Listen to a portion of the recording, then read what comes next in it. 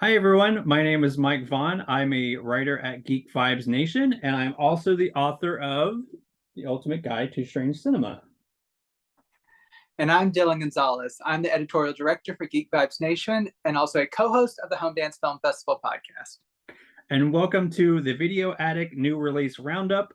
As always, we have a lot of great titles, and I'm just going to kick this party off with one that I was actually a pretty big fan of before this release. I actually got to see it on the Criterion channel, and that is The Clock with Judy Garland and Robert Walker, which it's kind of weird when I watched this movie and then Strangers on a Train with Yeah. Robert Walker. It's like two very different roles, but um yeah, so the plot of this is pretty simple. It's takes place in 1945, and during a 48-hour leave, a soldier accidentally meets a girl at Penn Station and leaves and spends his leave with her, and eventually they fall in love. And this really is a interestingly enough, it was not filmed in New York, but they fake it really well.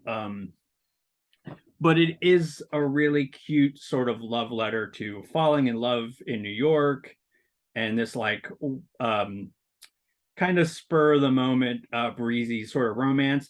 But I think what's even more interesting is it really is kind of a snapshot of wartime, and it's kind of interesting because this movie is like cynical about like the government and like the sort of like red tape, which I always think is really kind of interesting when you see these movies that sort of satirize or maybe poke fun of the government a little bit. So it's nice because it doesn't feel very like super propaganda-y. And yeah, so it's a fun movie. You covered this before. What did you think? I really liked it. I think it's a lot of fun. I covered this during my Judy Garland month back in June for her centennial, and I just think this is a very charming movie. And like you mentioned, the Criterion Channel, I think like modern film fans who may like not be as well versed in like classic cinema, if they like something like Richard Linklater's Before trilogy, like Before Sunrise and everything, this is like a really great analog from the past that they can really dig into. Just like a very time compressed love story that's really fun to like dig into. I think Judy Garland is especially great in this one. Yeah, it's one of those rare like non-musical movies that she did. And there's so many like charming scenes. There's that scene where like he's like chasing her and her train is going, and he's like trying to get this information from her or to her, and like it's this whole like miscommunication, like wacky sort of thing. I think like at one point they like lose each other in New York, and I'm thinking realistically, that's such a huge city. There's like no way you'd probably ever find somebody again. But it's a movie, so Yeah. as always, this movie looks great. Again, I first saw it on the Criterion channel, and like they're pretty good, but sometimes their prints that they use are a little hit or miss, but this looks fantastic. Again, well, so this is a black and white film, but the contrast between the black and whites is really great. You never really get anything like scratches or artifacts from Warner Archives. Like they always are top notch. You do get a little bit of some features here. Nothing new. I believe this was all like previously like used material, but it's still good. It's a good overall presentation. As I said, really fun movie. I enjoyed it quite a bit. Awesome. Yeah, I really love that movie. And I urge anyone who's a classic film fan or wanting to become one, or especially a Judy Garland fan, check this one out because it's a unique one in her filmography. Yeah, absolutely. Yeah. Moving on to my first title. I've been waiting for this title for a couple of years now because it was one of my favorite titles of 2020, like in general. And it's finally gotten a physical release. And that is the Best Picture nominated Sound of Metal Mm. from the Criterion Collection. I freaking love this movie. And before I get into it a little bit more, I'll just show off the packaging real quick. This comes with both a Blu-ray and 4K disc. I put the 4K on the bottom just for less risk of scratches. It has a fold-out booklet, which I want to get out of here without tearing it up. There we go. Yeah, and the interior is just kind of like a pattern a little bit. It's nothing too special. So you have this booklet and folds out and has a nice long essay that you can enjoy. Here's the back here. So that's a scene from one of the opening scenes of him playing drums. So yeah, for those who have not seen this movie, this came out on Prime Video, and it stars Riz Ahmed as a heavy metal drummer who, at the beginning of the film, he starts to lose his hearing, and it's like very rapidly deteriorating. He's in a band with his girlfriend, who he's been with for like four or 5 years now. He's a recovering addict, so he's been like clean for that amount of time as well, but like has like a kind of a codependent relationship where his kind of mental stability and drug stability is kind of linked to his relationship with his girlfriend. But then whenever he starts losing his hearing, he realizes he's not going to be able to gain it back. This is going to be permanent hearing loss. And while he believes that he can possibly one day get like a surgery that can kind of correct it and bring some of that back, in the interim, he needs to go to a facility where that can handle both his like addiction issues, like being like an addict, while also being deaf and like learning how to be deaf, basically. It's a very emotional movie. It's like Riz Ahmed delivers a powerhouse performance. It is such a great dramatic performance that like goes like the whole range of emotions. You see him like at some really trying times that he never overacts at all. He just always captures the authenticity of the performance. And there's a lot of like really heartfelt moments as well. And it also has like one of my favorite supporting performances of that year is Paul Raci, who's kind of his counselor at the facility. He's amazing. There's a lot of sign language in this film. So similar to Coda, which just won Best Picture. It's a really good representation of the deaf community. I think this might be even a better representation in some respects of like kind of showing the full range of like people who are in that community. But I love both movies, honestly. But just this is such a wonderful movie. I love it so much. I know I just keep saying that, but it's really like top 2 or 3 of 2020 for me. It's amazing. So I'm glad to finally get this from Criterion. This is a 4K, like I said, and the 4K presentation is amazing, as I would expect it to be. I've streamed it a couple times on Prime now, and this is so much better. There's so much less compression artifacts. The blacks are really stable. The colors are really nice. This has 5.1 sound and optional English subtitles, and also all the special features are enhanced and subtitled for non-hearing people to enjoy as well. And those special features include a 29-minute conversation between director Darius Marder and writer Derek Cianfrance, who also is a director himself. He's directed movies like The Place Beyond the Pines, which is a Ryan Gosling movie I really love. There's also a 25-minute featurette on the sound design, because this is Oscar-winning sound design, and it's very complex because it's dealing with hearing loss. It's very intense. And then there's a 14-minute behind-the-scenes video and a music video and like a trailer. So it's like a pretty nice array of special features that Criterion has done for us. And just finally owning this, I'm just so freaking happy about it. So if you have not seen this, Sound of Metal, it is so good. Highly recommended. Cannot come highly recommended enough. So good. Have you seen this movie? Oh yeah.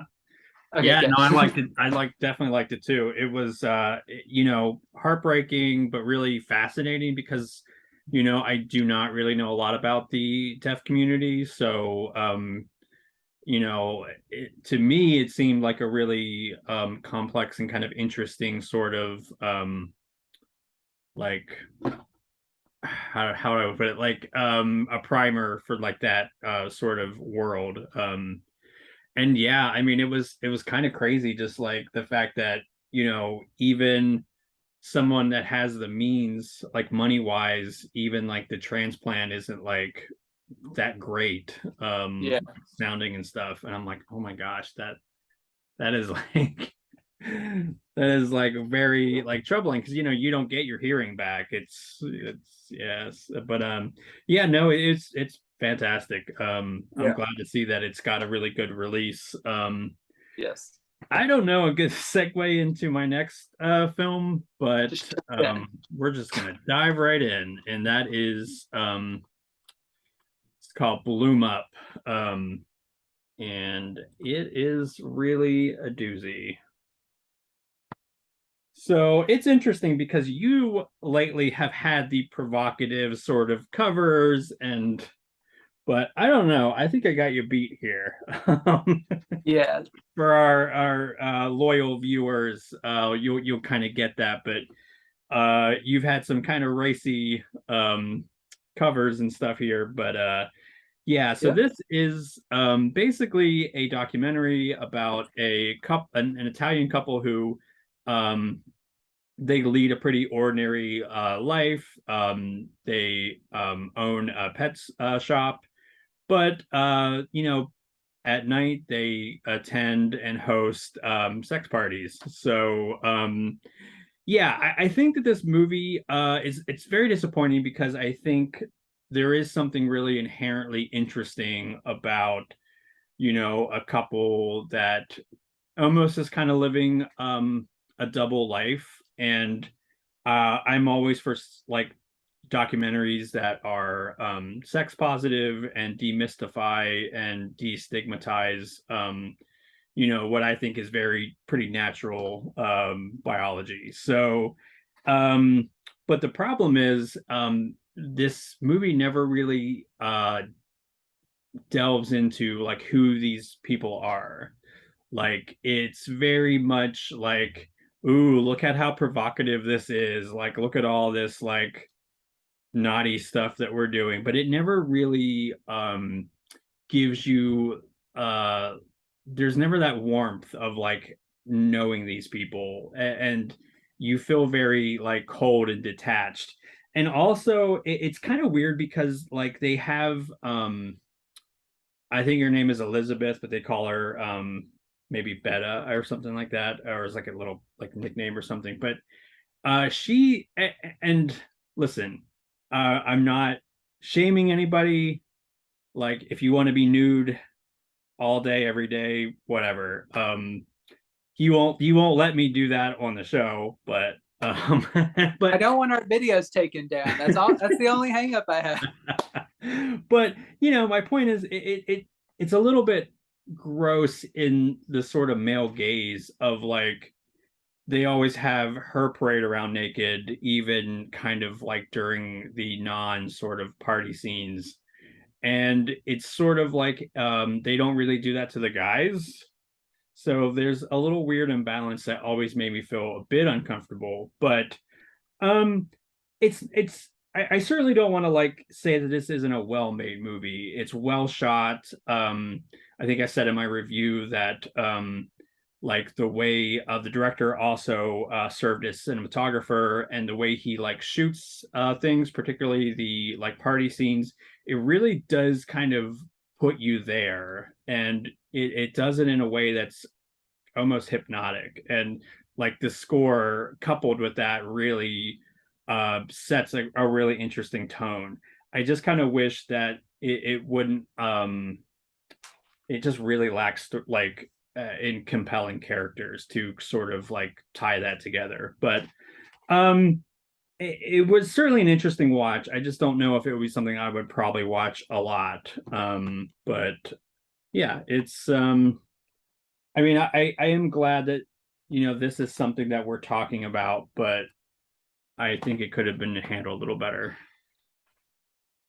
Yeah. Whenever I was reading your review, it made me slightly less interested just because of that whole like kind of male gaze. Like maybe he wasn't the right director to handle this material necessarily and constructive, but Yeah. I'll still check it out. Yeah, and that's it, and that's what kind of ties into what after your next release, what I'm going to talk about, which is kind of the flip side of that, which is, from a female perspective, but Yeah. later. Well, this is an like a unforeseen nice segue to my next title with like the whole male gaze stuff, because this next release is basically Male Gaze the movie. And I was not, and just to tease this up, this is a movie I've been like anticipating to watch since like I was a child. So this like I was not ready for this.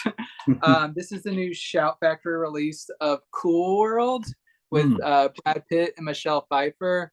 Which I mean, you were just talking about racy covers. It's not super racy, but like Yeah. it's a little sexy. It's a little titillating.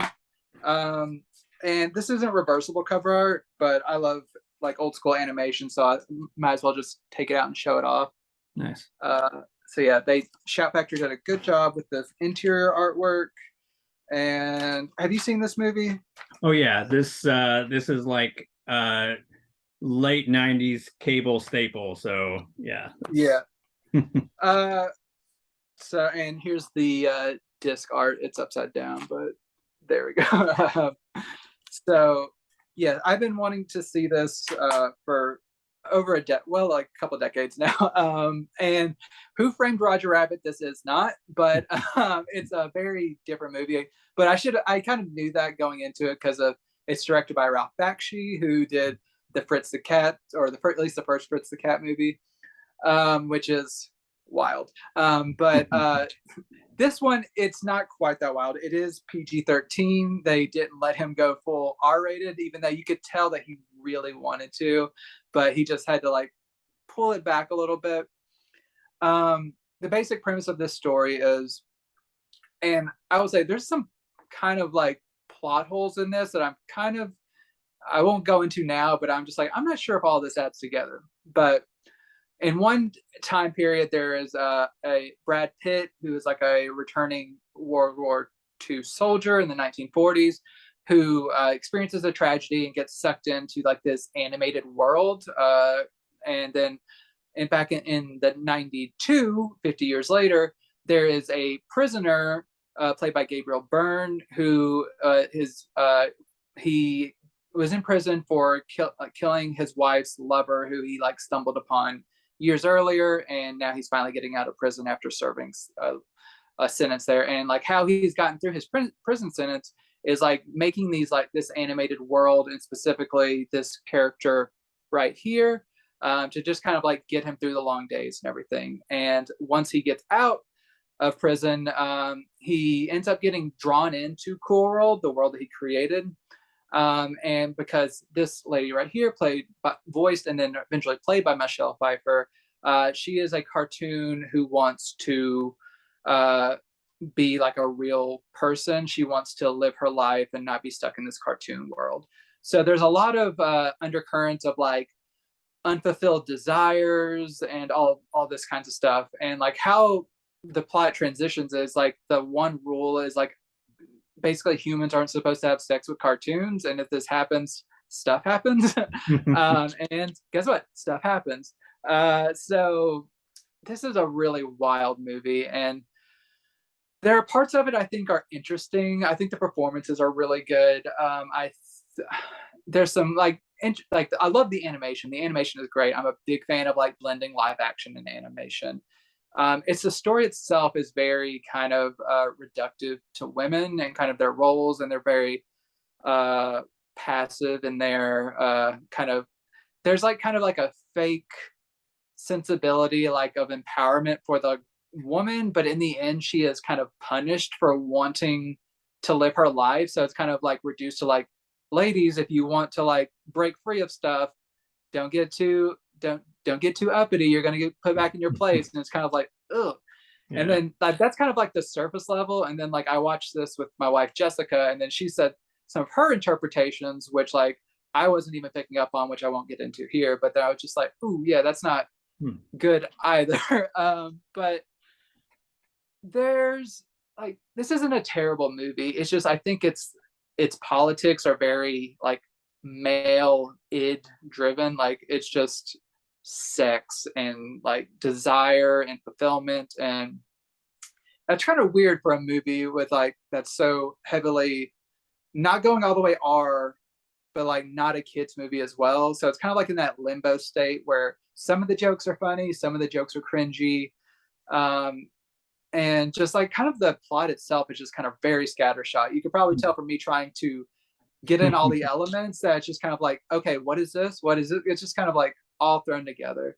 Overall, it's a decent movie. It's just like it's not what I expected, even though I should have expected the unexpected, I guess. But that being said, I am glad that Shout Factory did finally release it so I could see it, and they released it with a new 4K scan from the original camera negative, and it looks incredible. They did such a nice job with this.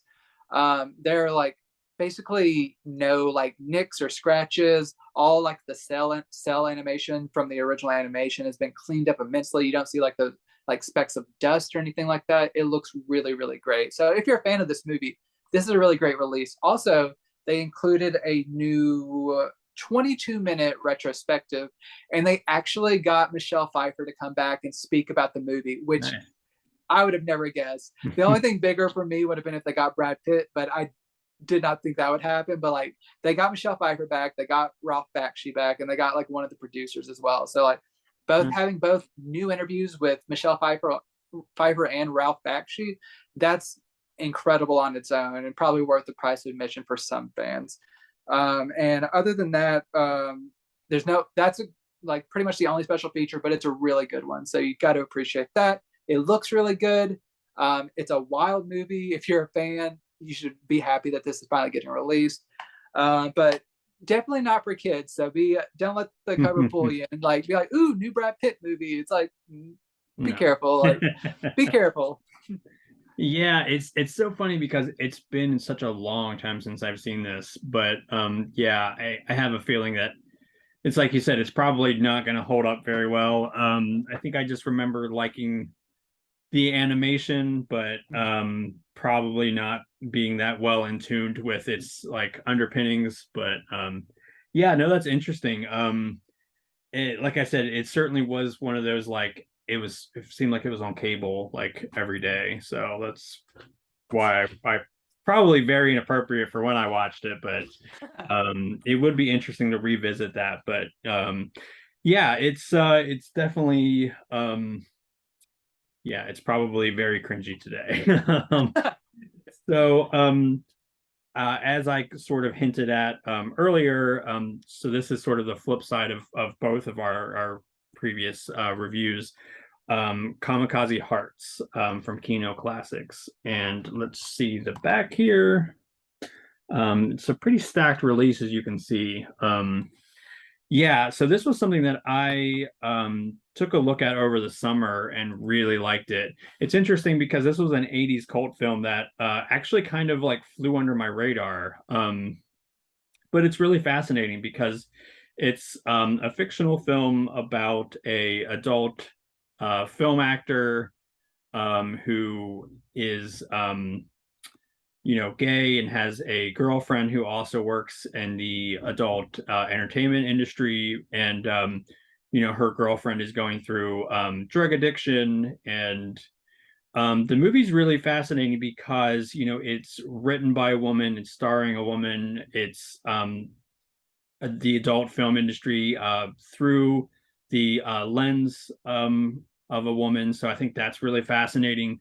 That's something that I was like racking my brain about another movie that kind of gives you that perspective. And semi recently, they had the movie Pleasure, which is also really fantastic. And that also kind of makes like a good companion piece, I think, to this movie, because it does sort of give you that very specific viewpoint, which I think is very important to have. But yeah, it's a really difficult watch, I will say, just because it is like very heavy. There's a pretty notorious scene of like, I think it's the lead is actually shooting up. Oh, which is very hard to watch. Now, I will say that thankfully, um, I think that was Sharon Mitchell, and she is clean and sober now.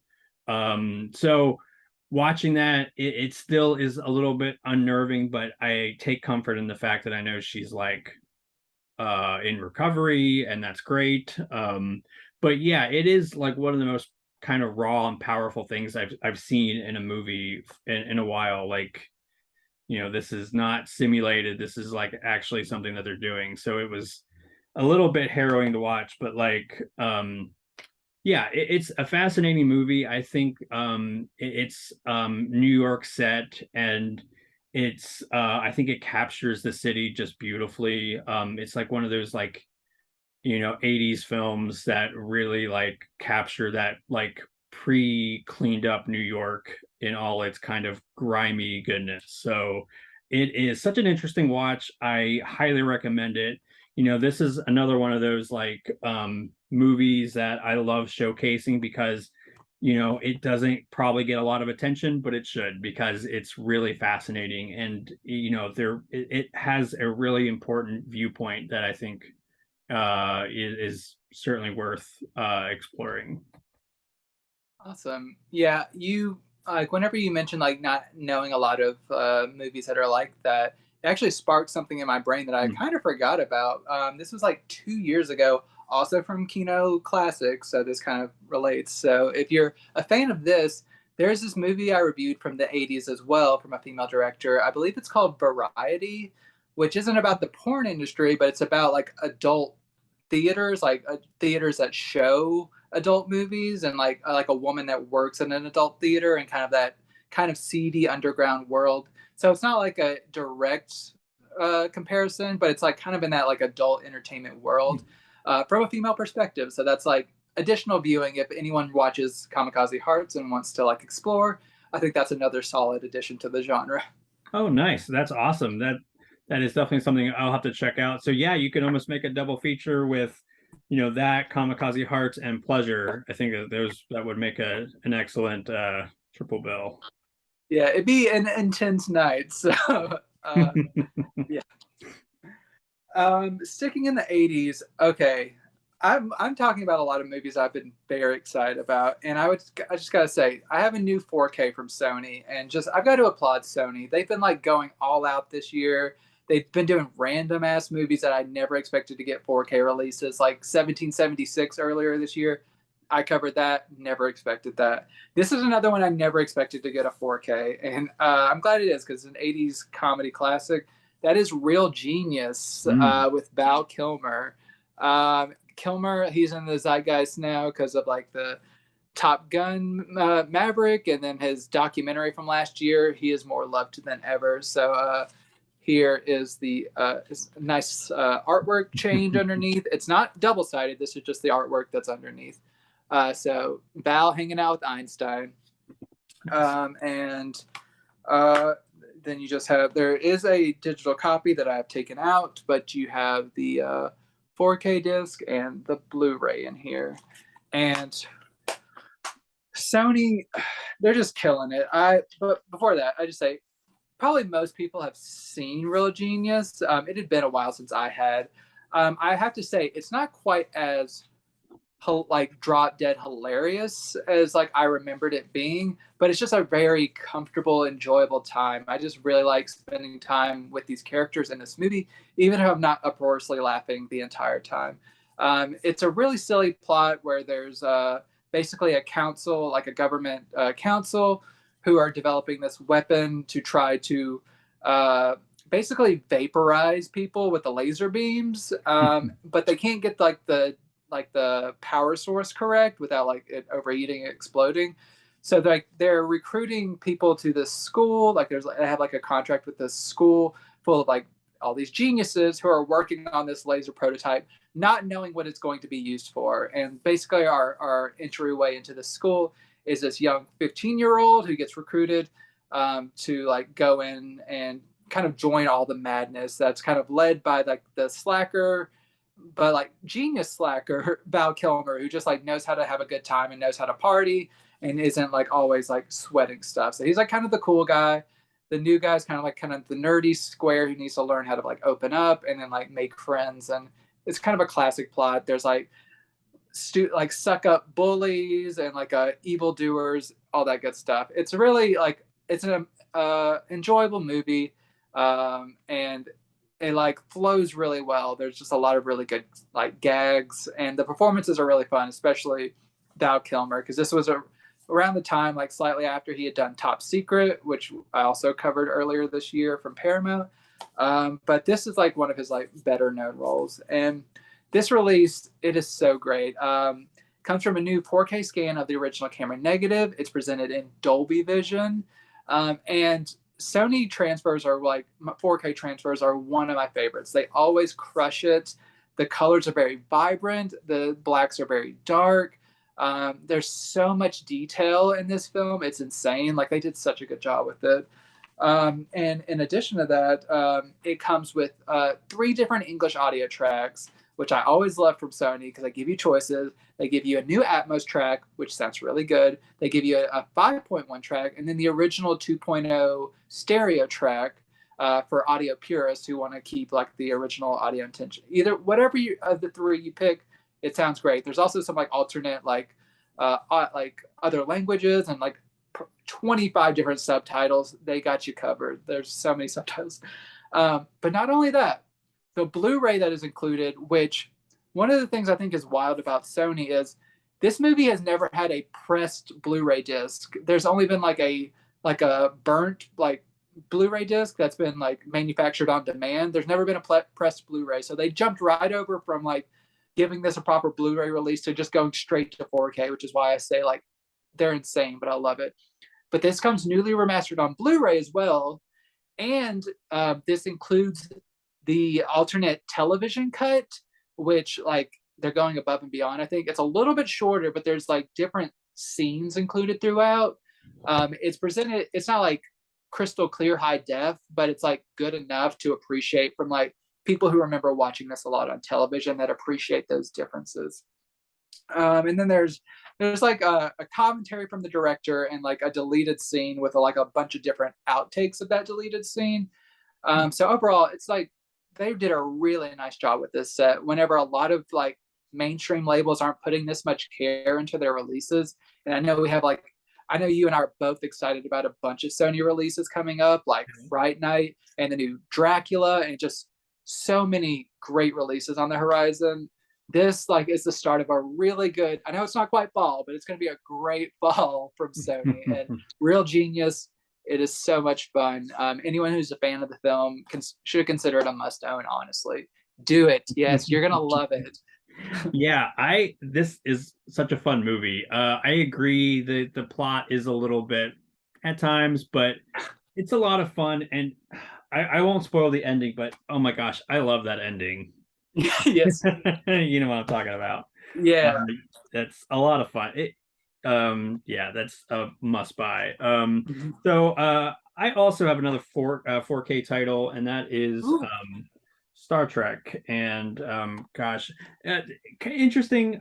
But the day that we're recording this is Star Trek Day. Yeah.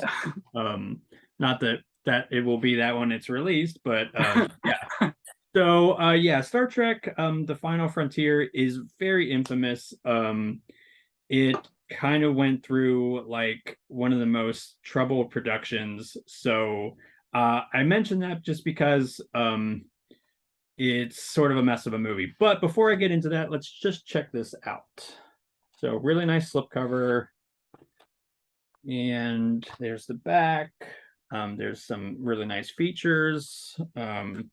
Now this does have a code that's not in there, but here's the inside.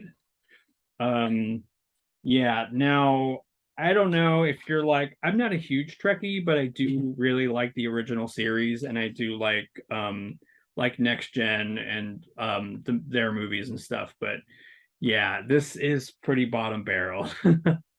It's kind of interesting because this really has a lot of really lofty and interesting ideas. So this was directed by William Shatner. And interestingly enough, there was a clause in Shatner and Leonard Nimoy's contract which states if somebody got something, the other would get it. So if Shatner got a raise, then Leonard Nimoy would, and so on. So I mentioned that because Leonard Nimoy was he directed one of the sequels. I don't recall which. So per the contract, Shatner was like, well, I want to direct now. So that's where we get this movie, and it's Yeah. considered one of the worst. Yeah, I don't know.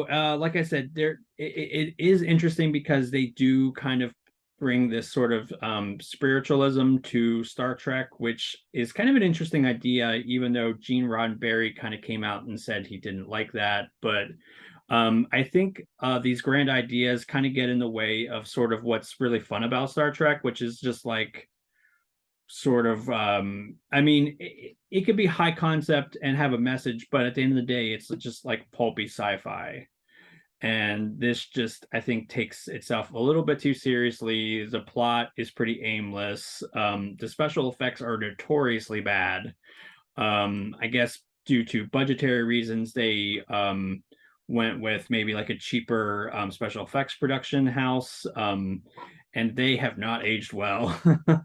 And looking at it in 4K, it looks even worse. So overall, though, it's pretty fun. It's certainly I think it's not Wrath of Khan, which I think is considered the best one, but it's has its moments, but it's really silly. I mean, like that opening scene with the rock climbing is it it kind of sets the tone, but yeah. So it looks pretty good.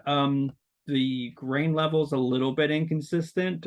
That's kind of like what I've seen throughout some of the films in this series, but overall looks really nice. Colors really do kind of pop. And yeah, it's looks decent. It's not perfect, but it's probably way better than this movie deserves, to be honest.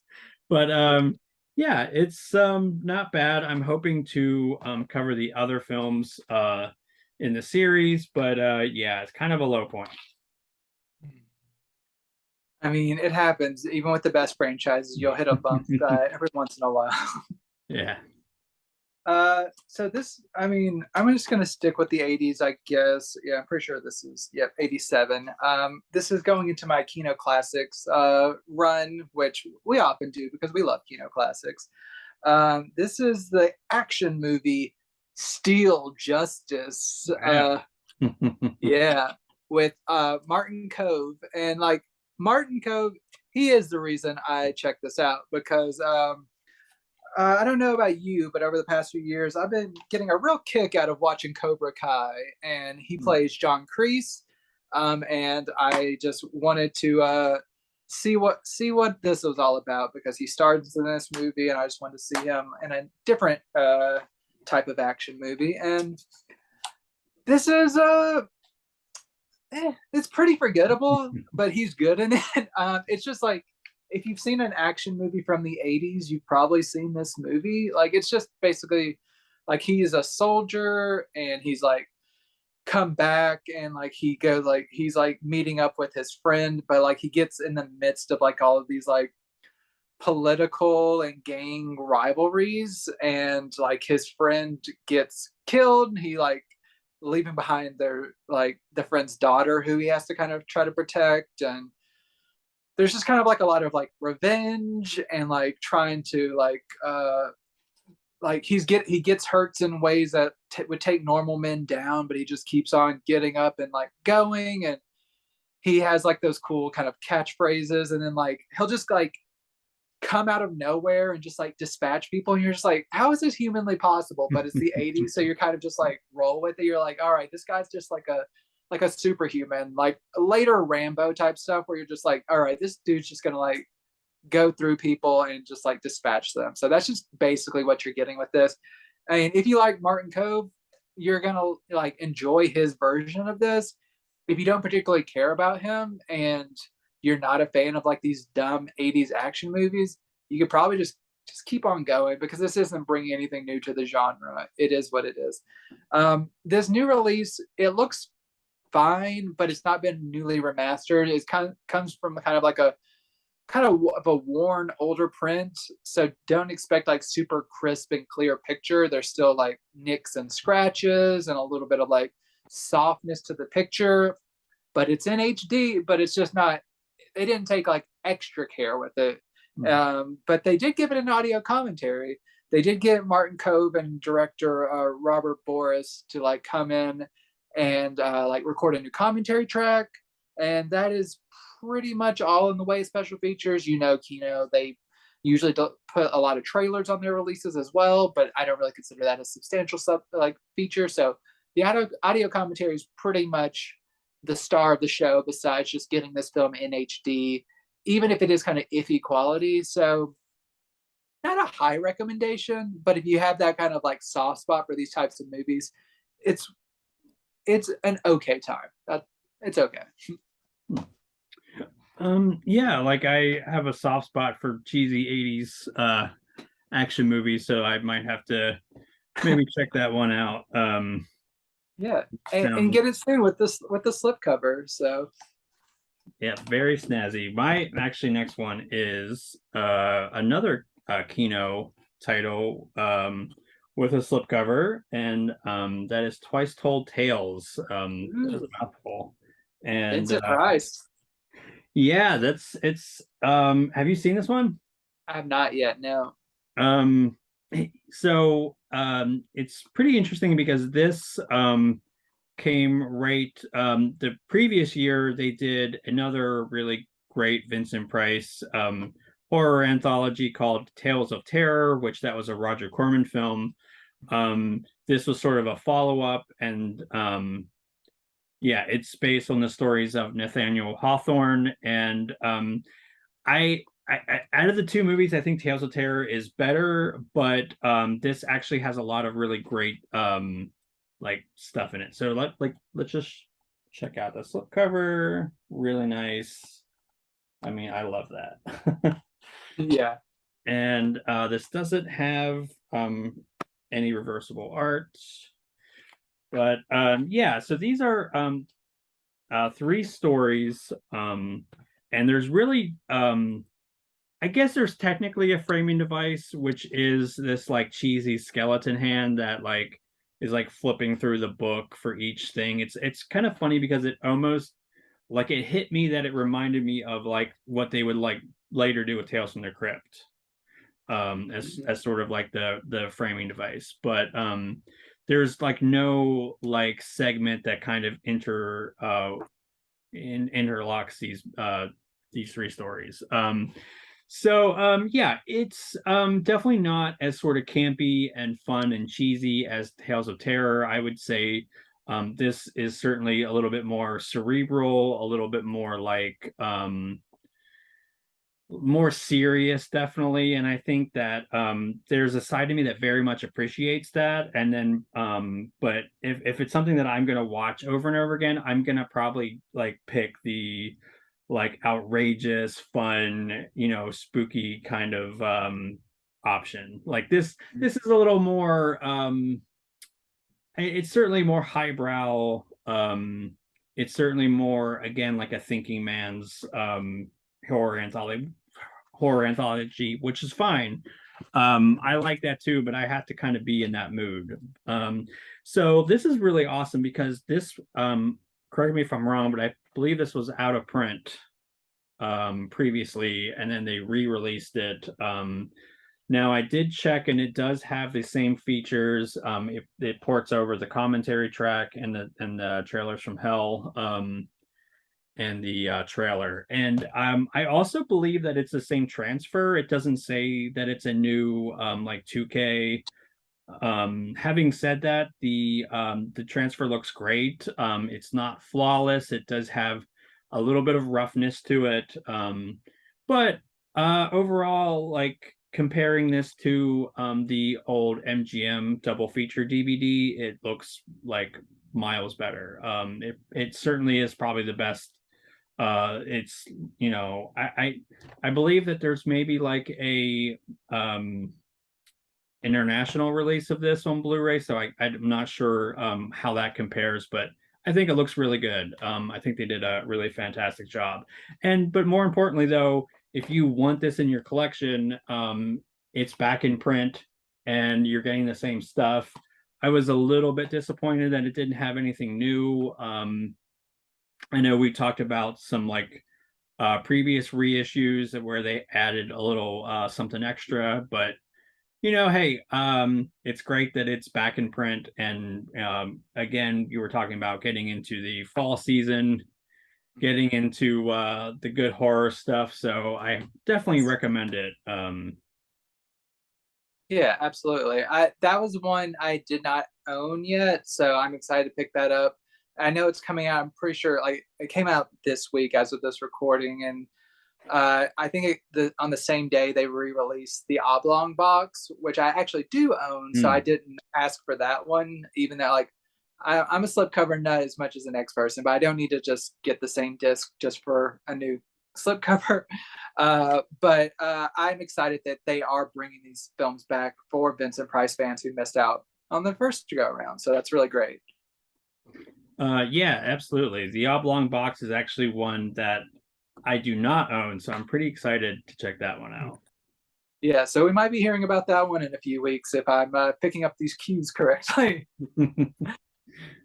My next one is from Kino Classics, and it is one I'll just say it didn't really connect with me, but it's from the year 2000, and it is The Extreme Adventures of Super Dave, which stars Bob Einstein, who people might know from Curb Your Enthusiasm. I'm pretty sure, if I remember correctly, I'm pretty sure he's the brother of Albert Brooks. And I think he passed away either this year or last year. I know he passed away in the last couple of years. But I've never seen a lot from him, but I wanted to check this out because I know that like Super Dave Osborne is a popular character that he did. And while there's amusing moments throughout, just a lot of the humor just kind of really feels forced to me. He plays this kind of like daredevil stuntman type person who it just kind of goes through his life, and he's well known, but then he's kind of fading from obscurity, and there's like people coming up behind him to try to like usurp him that he's also trying to mentor. And there's a lot of just like there's like also like kind of an underlying plot thread about him kind of finding like a new family, almost like falling for this woman who has a kid and like his relationship with them. But basically the core of this movie is just like a lot of him getting like a lot of just like physical slapstick humor. If you like seeing people getting like hit and like falling down and like that kind of like, oh, I've been hit in the face, and like outrageous kind of like facial exaggerations, there's a lot of that type of stuff, just people getting harmed, saying dumb things, like just like intentional stupidity, which I think is like pretty good sometimes, but I just kind of lost my like gene for it over the last few years. Like I've just kind of like, it doesn't tickle me as much as it used to. Like even stuff like Airplane, like I still like it, but it doesn't make me laugh as hard as it used to. So this isn't quite to that level, but like in terms of quality, like just to start with, but it's kind of that semblance of humor, just like dumb, silly humor. And just like most of these jokes, I was just kind of like, that's amusing. Like I see what you're doing there, or just like me just being like, okay, that's fine. But like it just didn't really get to me. I appreciate what everyone put into this movie. It didn't connect with me. But if you're a fan of this movie, I will say like this is a nice release. It comes with an audio commentary with the director, and while this is also like a kind of an older transfer similar to my last title, it's not quite as worn as that title because this is from 2000. And like even though it has been like over 2 decades now, those a lot of those prints from that time period are still in like solid shape. If they haven't had like a ton of deterioration or anything of that sort. So it's like it's solid, not amazing, but it's like solid. So and the sound's great. You don't have like any like audio damage or anything like that. So if you're a fan of this movie, it's finally on Blu-ray. Congratulations. Just not for me, but enjoy. Yeah, that sounds like a good release. Probably sounds like something I might pass on as well. But as you say, if you are a fan of that, that's awesome. Yeah. So my next one is one that kind of flew under my radar, a fairly new film, and that is Mrs. Harris Goes to Paris. Mm. And it's so funny because I actually thought that this was an older film just based on the retro-y kind of cover. Yeah. And there's the back, and has some cool features. Like gag reels are my favorite. That and commentary Yes. tracks. So there. Let's see. There's no reversible art cover. There's just that, and yeah. So I was a little bit worried because you know me, I'm like a jaded, cynical, like cinephile. I was like, this is gonna be super schmaltzy. But I really liked it. I will say if I had to get some negatives out of the way, I will say it's a little bit overwritten at times, and I think once you see it, you'll kind of get what I'm saying. But gosh, it's such a charming movie. It really is. Like the acting is fantastic, the cinematography, the just art direction, everything is just firing on all cylinders, and it really kind of really engrosses you in this world. And I will say that I do appreciate the fact that it didn't get too sentimental. It didn't get really crazy carried away with it. There are some really good emotional stakes that help the film not get kind of bogged down in being really like sickeningly sweet. Because I'm a Grinch, you know. Wow, you didn't have to agree on it with that. I mean, we've had some disagreements about some heartfelt movies, so I'm keeping my mouth shut. But no, I listen, I do like sort of light, sort of breezy stuff, but Sure, sure. but Prove it.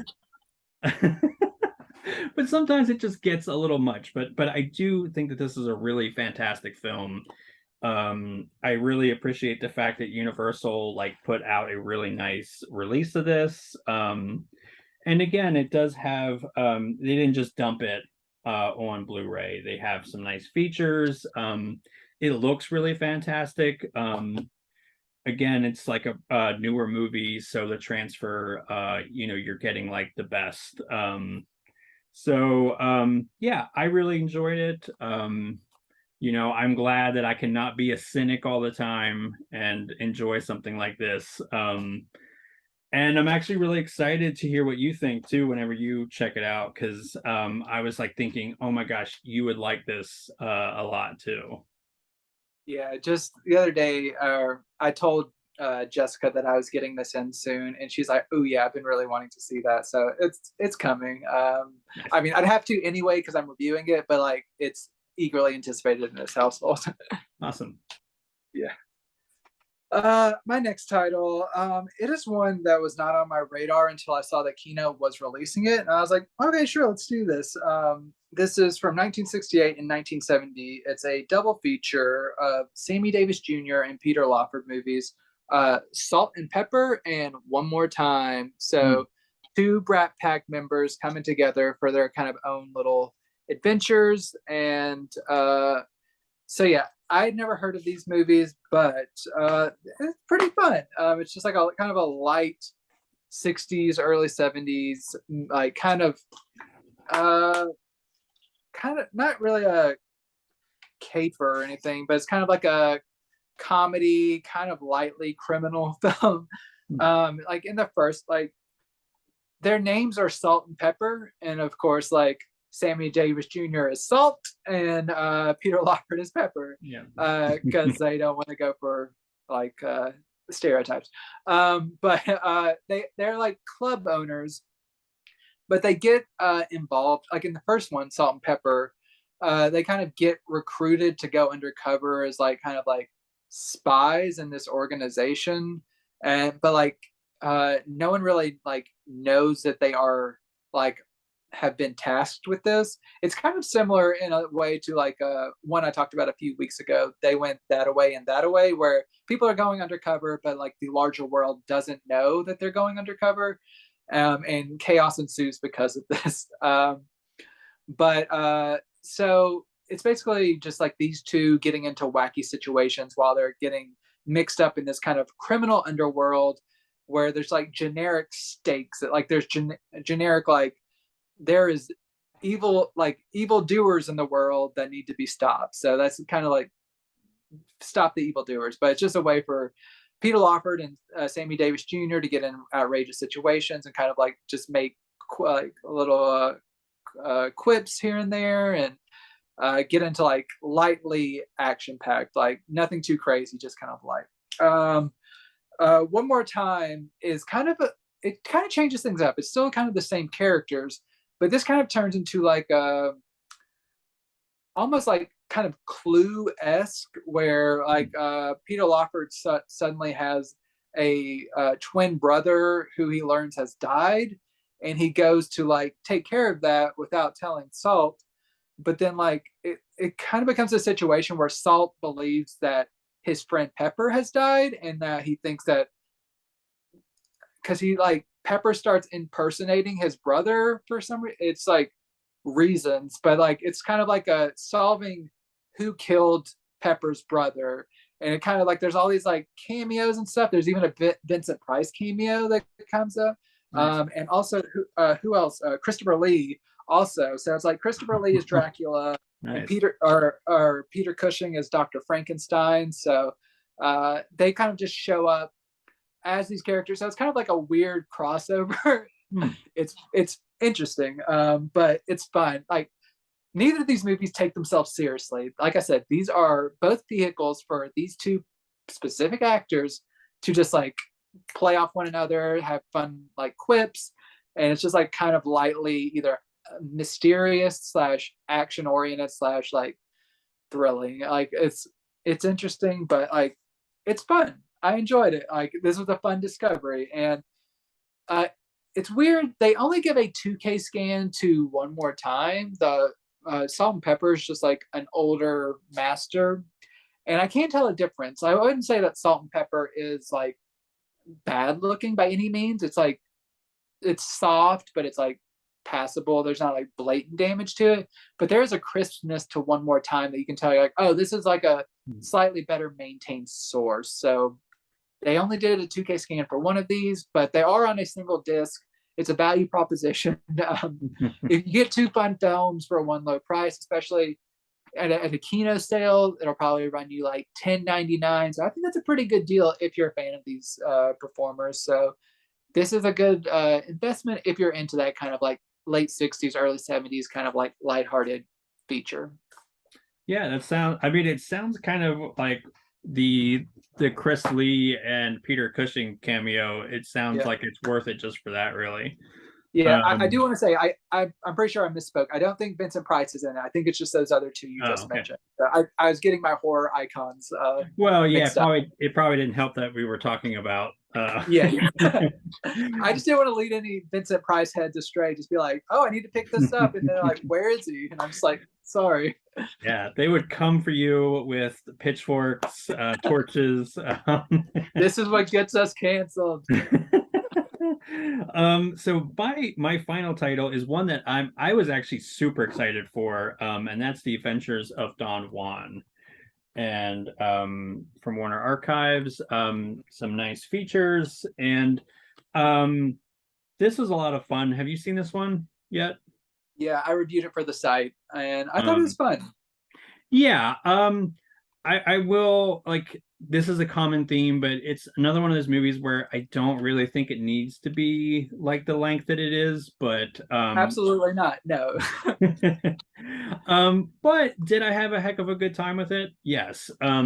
Errol Flynn, it's really fantastic to see him sort of back into the movies that's really made a name for him, which was like the high fantasy swashbuckler films. And this movie, from a technical standpoint, is really fantastic. This actually won an Oscar for best costumes. The cinematography is beautiful and amazing. And yeah, again, it's a little bit of a slog, but the story's really fun and the acting is great. Like everybody seems like they're really having a good time here. And again, I love like films like Captain Blood and The Adventures of Robin Hood. So if you kind of also like stuff like that, like it's not as good as those, but very solid. Really liked it. And again, gosh, I know I sound like a broken record, but Warner Archives is really crushing it. Like, so full disclosure, I've never seen this like outside of just TCM, but like it looks really great. The colors are big and bold. Like you can even see textures and costumes, which I think is always really amazing. It's just crisp and clear. I think that barring some miracle of 4K release, I don't see it ever looking as good. And it was really fun to re-watch this with the commentary track, which I also highly recommend. So this is a total package. It's great. I'm so happy that this is finally getting a really nice Blu-ray release.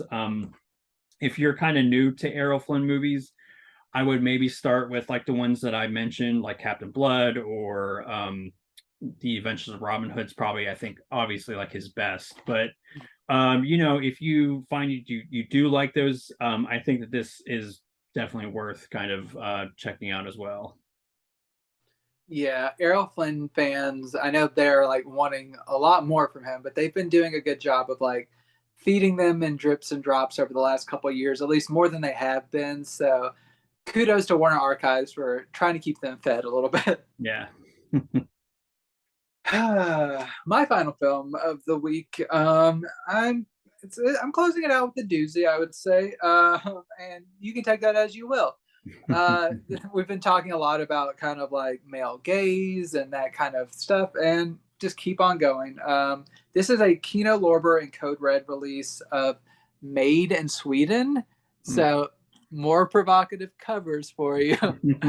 And I think it would be. It's not. I don't know if I want to classify this as a sexploitation film, but it's along those lines. So this stars Christina Lindberg as Inga, as you see here, who has starred in like kind of a lot of exploitation pictures. I know there's one called like Thriller, A Cruel Picture, which is like a hot selling Vinegar Syndrome title from her, like that was released like within the last year. Um, I haven't seen that movie, so I don't know. This is my first experience with her, but basically, this movie is she plays a Swedish milkmaid who has like an American cousin who like invites her over, and she's kind of like sweet and naive and inexperienced. And when she comes over to the U.S., she just gets like a crash course in like uh, she has her sexual awakening. Basically, she's like the type of girl who just kind of like walks around naked and stuff, and like throws us prude Americans into a tizzy that are like, oh, whoa, she's walking around the apartment naked. What's going on? Or like, but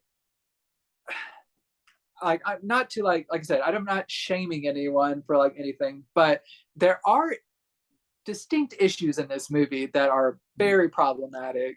Like in the course of her sexual awakening, there's like one instance where she is like she goes out with a guy, he starts making a move on her, she says no, he keeps going, she's like no, no, he keeps going, and then she like she doesn't, well, at first she's not into it, she's raped basically, but like, and she's mad, but then she doesn't go, she continues a relationship with this guy and like keeps coming back to him, and eventually like falls in love with him, and I'm just like, ooh, Oh, that's rough. So like I said, this is, I guess it is sexploitation, but kind of that there's like a kind of light and like amusing side of it, but then there's also a very problematic and like disgusting side of it, of just like sexual politics and like what should be like. I guess you can show whatever you want on film, like within reason, but like how I respond to it is with disgust with in this particular instance. So uh the core message of the film did not sit well with me. Um but there are like parts of the movie that I do appreciate, but there's just like a skeezy quality to it that's like it's not good. It's not good. I'll just leave it at that. And just like and it never really redeems it after that. Like I wouldn't. There's not like a. This isn't spoiling it. There's not a happily ever after between those two, but it's still not like a hard stance like of like that makes me feel better about what happened. It's just like disgusting. That's all I'll say. So as far as special features, there's no really new special features, but this does come from a new 2K master, and it does look really nice. So if you're a fan of this movie or these types of movies, um, this does look really nice. It sounds good.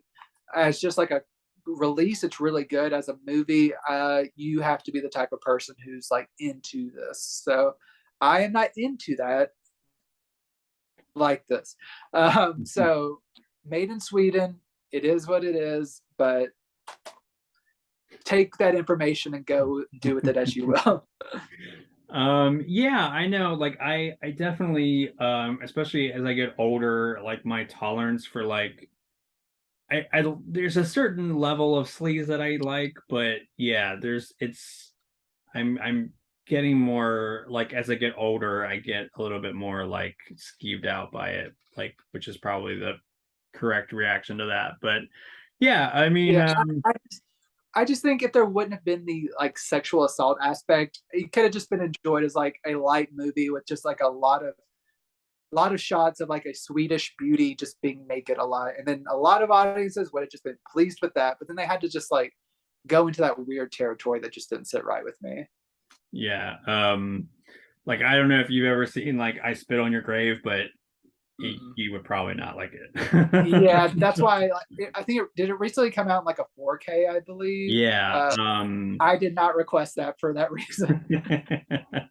um but yeah, so that's an interesting way to wrap up our Sorry to bum us out. oh no. I love how this episode had a running theme that wasn't really planned, but yeah, there we go. Yeah. Um, well, that kind of wraps it up, but my obligatory like, subscribe, comment, all that great stuff. We greatly appreciate it. And as always, thanks for hanging out with us.